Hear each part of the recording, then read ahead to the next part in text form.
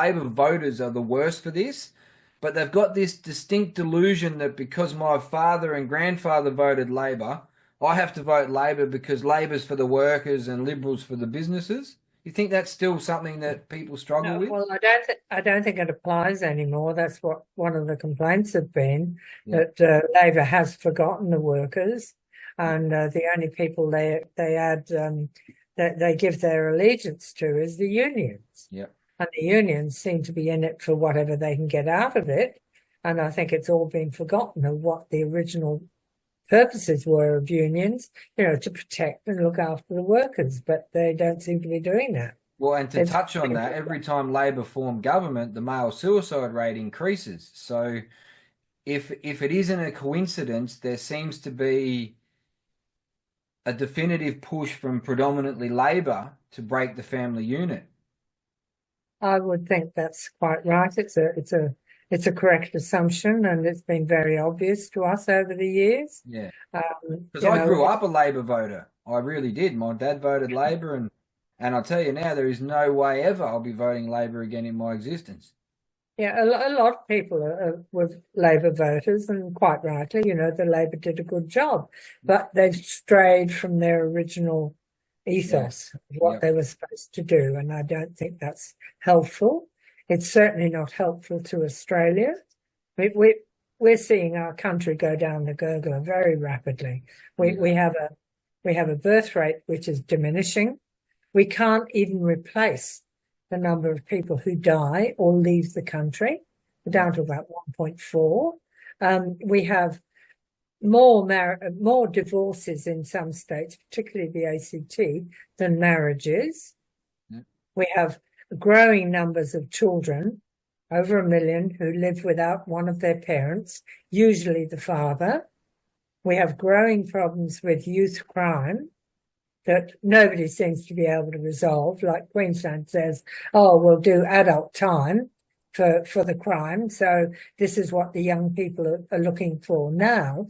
But in actual fact, what they're looking for when they join these gangs, they're looking for the community. They're looking for their family. And the Families, gang yeah. becomes their new family. Yes. So they're popular in their new family, they're taken care of, and away they go and do crime all over the place. And that's what's happening, unfortunately. Yeah. So what do we do about it? The Men destruction are, of the fabric of society has been imposed. But the other thing, Sue, I want to touch on is that we hear all this political propaganda, I call it, that women need safeguarding and women need to be protected and women need to feel safe in their community and environment. Why do you think it is that they're bringing in so many immigrants that seem to not have any respect for women, but they're bringing them into a country that is force feeding the safety of women only?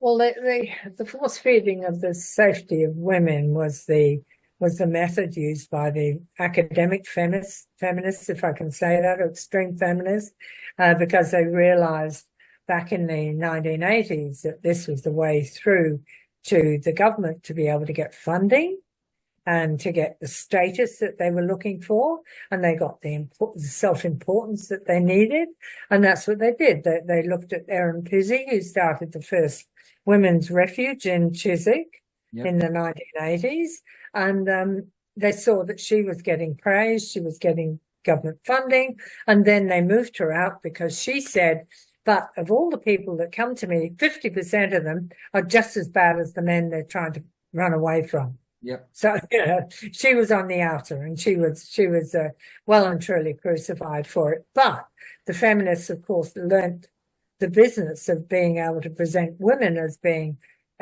helpless and frightened and scared of living with this man that they keep telling them is so dangerous, so lethal, their life is going to be at risk. So what we've actually done from the 60s and 70s, when women's rights were all the primary concern, because we wanted women to have the independence, the knowledge, the ability to make decisions for themselves. What we've now turned women into is to be terrified, to be scared. We've gone backwards. Yeah. We've taken them a full circle backwards, so that now They don't know who to trust. They don't know what to do. And every time there's a slight argument or something like that in their family, I'm going to ring the police. Yep. Yep. And that's what happens. Yeah, no, they've made them believe that they are vulnerable victims, and they made Yeah. them believe, and well, I think that society's been conditioned that no matter the situation, it's always a man's fault. And it's even Oh, written somewhere, exactly. I think in the dualist model, that women are only ever violent if it's in self-defense.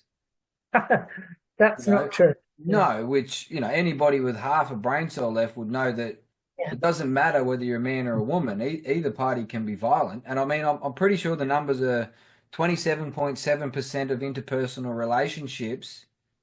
The highest percentage, sorry, is 27.7, and that's lesbian couples. They are the most That's right. violent. Yes, that came out in the first ABS research on this. But there's a chap called Michael Woods who came from one of the New South Wales university. He did a study on whether their response was in as a defence prospect, whether they were defending themselves, and he found that they weren't. It was very unlikely. Yeah, So, there's been research on that, but a while ago. yeah, yeah. And that's the other thing too. I was going through the 1 in 3 statistics yesterday before my meeting with the One Nation candidate, and it's they outline how if you interview 11,500 women and only 2,500 men, you're sort of going to get the narrative that you want when you're putting your hand out for extra federal funding, aren't we? Yeah, of course they are. It's well designed. Yeah. They know what questions to ask and they know how to put them.